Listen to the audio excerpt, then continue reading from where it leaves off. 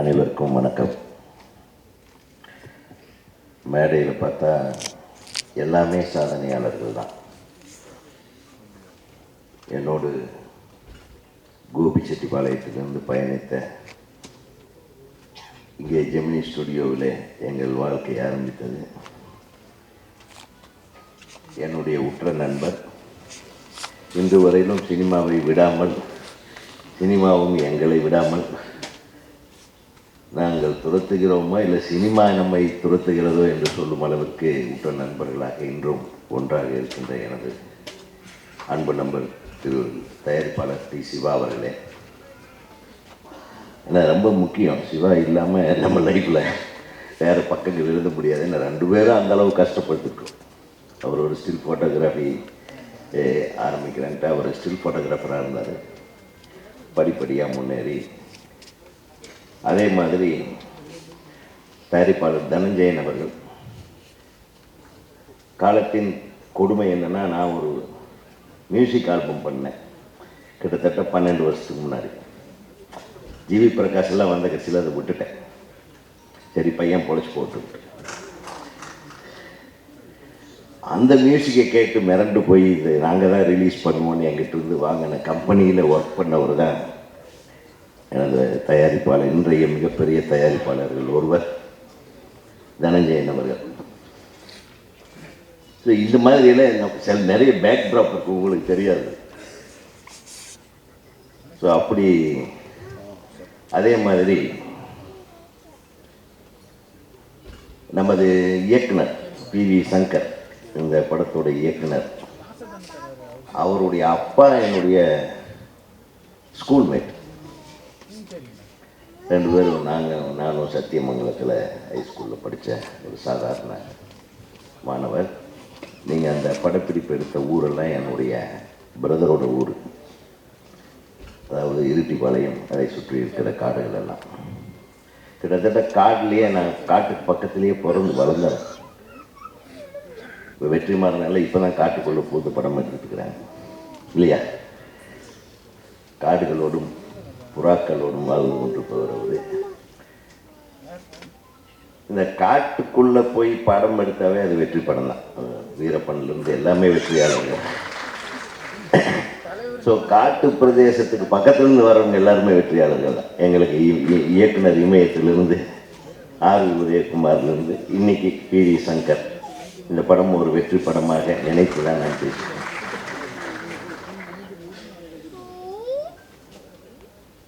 ஆனால் இது எல்லாத்துக்கும் பின்னாடி இந்த மேடையில் இருக்கிற பெரும்பாலான, அதாவது 90% வெற்றியாளர்களுக்கு ஒரு உந்து சக்தியாக இருந்திருக்கிற ஒரு நபர் யாருன்னா அது இயக்குனர் இமயம் தான். கிழக்கே போகும் ரயில் அப்படின்னு ஒரு படத்துக்கு ஷூட்டிங் நடந்துட்டு, நான் மேட்டுப்பாளையம் எனது தந்தையாருடைய ஊர், தாயாருடைய ஊர் சத்தியமங்கலத்து பக்கத்தில். அதனால் அங்கே படிச்சுட்டு இருந்தேன். அங்கே ஏதோ ஷூட்டிங் எடுத்துருக்குறாங்கன்னு சொல்லுவாங்க. நான் இப்போது SSLC படிச்சுருக்கேன். ஓடி போய் பார்த்தா இந்த ட்ரெயின் போகுது, என்னமோ ஷூட்டிங் எடுத்து நான் கருப்பாக ஒரு பொண்ணு நிற்க வச்சு எடுத்துகிட்டு இருக்கிறாங்க. அதுதான் ராதிகா. அவன் பார்த்துட்டு இருக்கிறேன், ஒரு டென்ஷனில் கத்திக்கிட்டு இருக்காரு ஒரு டிக்கெட்டு. அதுதான் இவர். எனக்கு தெரியாது இவர் பாரதி ராஜான்னு தெரியாது, அது ராதிகான்னு தெரியாது, என்ன ஏதுன்னு தெரியாது. ஆனால் அவருடைய முதல் படம் உலகத்தில் எல்லாராலும் வியந்து இன்று வரையிலும் பாராட்டக்கூடிய ஒரு படம் 16 வயது நிலை. அந்த 16 வயது நிலை படத்தில் எல்லாரும் பாராட்டுவாங்க, கமல் நடிச்சிருக்காரு அப்படின்னு. அது ஒரு உயிர் என்னன்னா, ஒரு மாற்றுத்திறனாளியை கதாநாயகனாக வைத்து மிகப்பெரிய கமர்ஷியல் படமாக கொடுத்த ஒரே இயக்குனர் உலகத்திலேயே நம்ம இயக்குனர். ஏன்னா சாதாரண விஷயமே இல்லை. அந்த படத்தின் மூலமாக எத்தனை கதாபாத்திரங்கள் தமிழ்நாட்டை ஆட்சி செய்து கொண்டிருந்தது சற்றே சிந்தித்து பாருங்கள். திரையுலகத்தை சாதாரணமான ஆள் அவர். இன்னைக்கு சின்ன பையமாக இருக்காரு, அது வேற விஷயம். அப்படியே இருக்கட்டும், ஜாலியாக.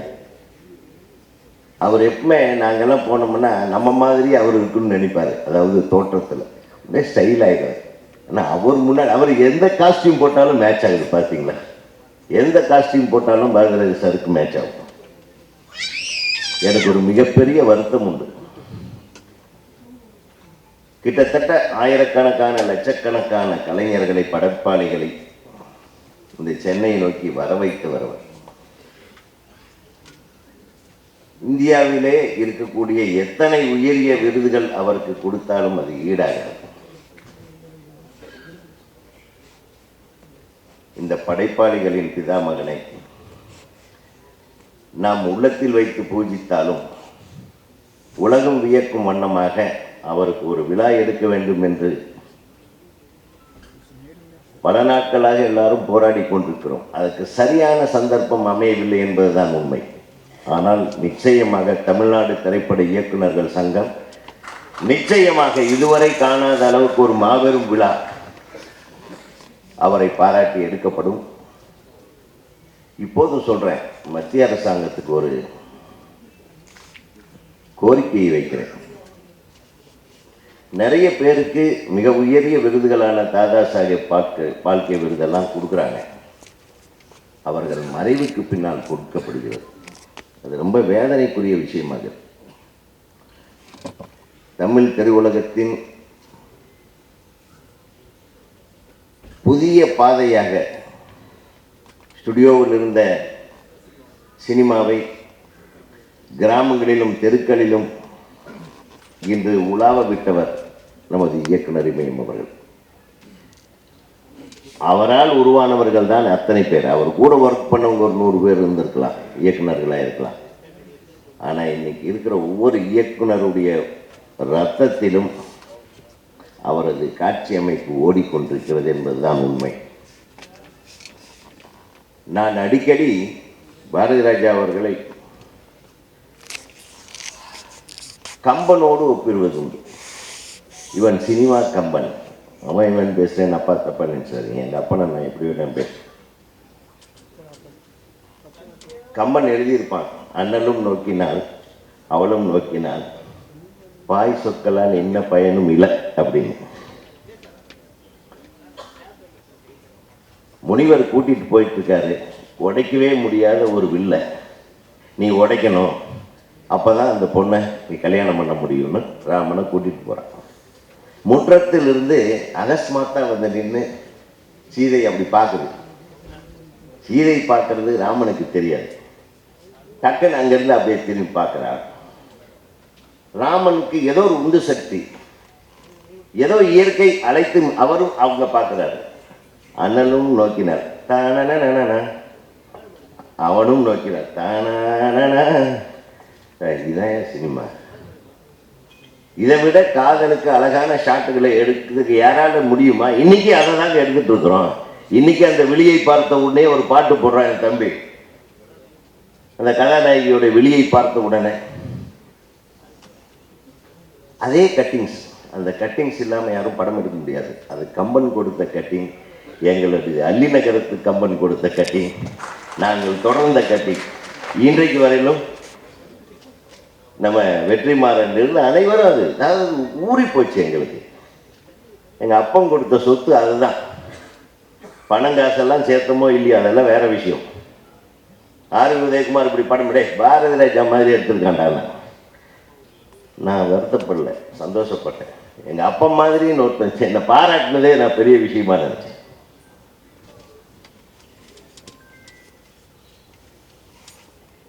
அப்பேற்பட்ட ஒரு மேதை கிராமத்து தெருக்களிலே சுற்றி கொண்டிருந்த எங்கள் அப்பன் என் மனைவி குழந்தையாக இருக்கும்போது ஒரு மேஜையிலே வைத்து படம் வரைந்து அவளை, அந்த பொண்ணை தான் நான் கல்யாணம் பண்ண போறேன்னு எனக்கு தெரியாது. பாருங்க எப்படி ஒரு இணைப்பு பாலம் பாரு.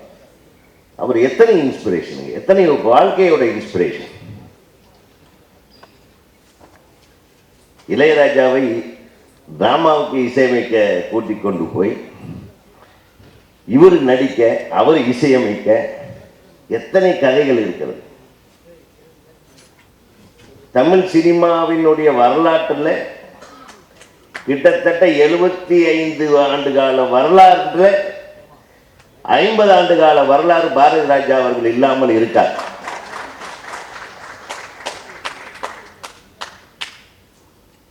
தமிழ் திரையுலகத்தின் அசைக்க முடியாத படைப்பாளிகளின் பிதாமகன் என்றால் அவர் ஒருவர் தான். நடப்பு தயாரிப்பாளர்கள் சங்கத்தையும் கேட்டுக்கொள்கிறேன், தமிழ்நாடு திரைப்பட தயாரிப்பாளர்கள் சங்கத்தையும் கேட்டுக்கொள்கிறேன், பெப்சி தலைவர் திரு செல்லுமணி அவர்களையும் நான் வேண்டி விரும்பி கேட்டுக்கொள்கிறேன். அவருடைய ஆசை அதுதான். நாம் அனைவரும் இணைந்து மத்திய அரசாங்கம் தாதா சாஹேப் பால்கே விருதை இயக்குனர் இமயத்துக்கு கொடுப்பதற்கு முன்னால் நாம் எல்லாரும் சேர்ந்து ஒரு மிகப்பெரிய விருதை ஐயா அவர்களுக்கு வழங்க வேண்டும் என்று கூறி, அதுதான் நம்ம அவருக்கு செய்கிற. அவர் என்ன கேட்டாரு, நம்ம கிட்ட ஏதாச்சும் கேட்டார? அவர் படம் எடுத்தாரு, நம்ம பார்த்தோம், ரசித்தோம், கை தட்டணும், அவருடைய பாட்டுகளை பாடிக்கிட்டு இருந்தோம், அவர் எடுத்த ஷாட்டுகளை காப்பி அடித்து நிறைய பேர் டைரக்டர் ஆனோம். அவர் விதைத்த விதை என்பது இன்னைக்கு எல்லா இடத்துலையும் முளைச்சிருக்கு.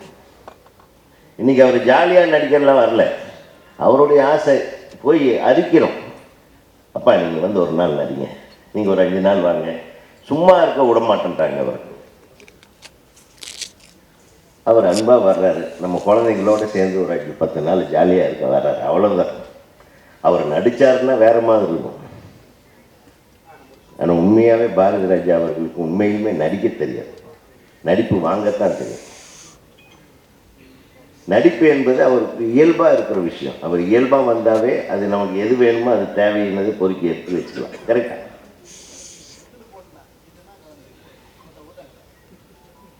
ஆக ஒரு மிகச்சிறந்த திரைப்படத்தை எல்லோரும் கூறியது போல தம்பி பாலாவில் ஆரம்பித்து எல்லாரும் புகழுக்குரியவர்களே, இங்கே மேடையில் இருக்கிற அனைவரும் நிச்சயமாக நமது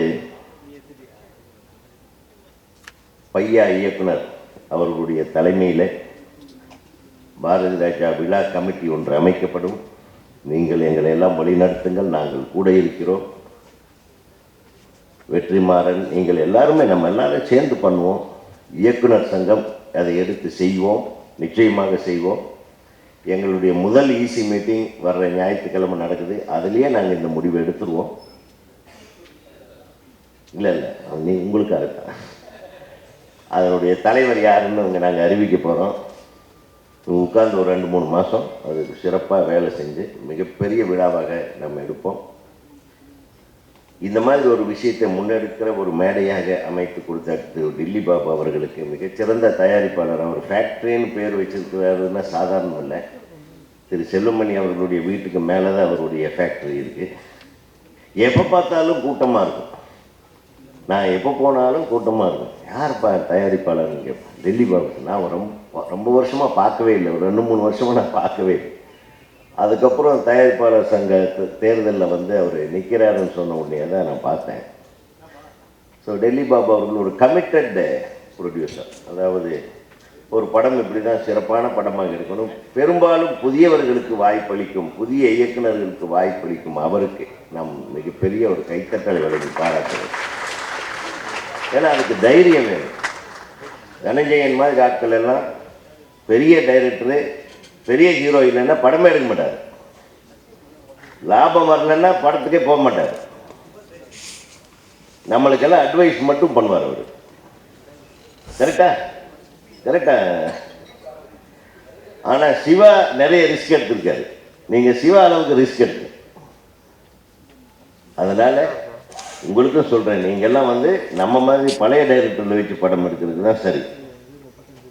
ஏன்னா பழைய இயக்குநர்களை வைத்து நீங்கள் படம் எடுத்தீங்கன்னா அது வேற ஒரு பரிமாணம் உள்ள படங்கள் இப்போ வருவதற்கு வாய்ப்பு இருக்கிறது. நான் இப்போவும் சொல்கிறேன், நிறைய பேர், நான் அடிக்கடி இந்த மேடையில் சொல்கிறேன், நான் எனக்காக மட்டும் சொல்லலை, நிறைய இயக்குநர்களுக்கு தொழில் தெரியும், நிறைய இயக்குநர்களுக்கு பட்ஜெட் தெரியும்.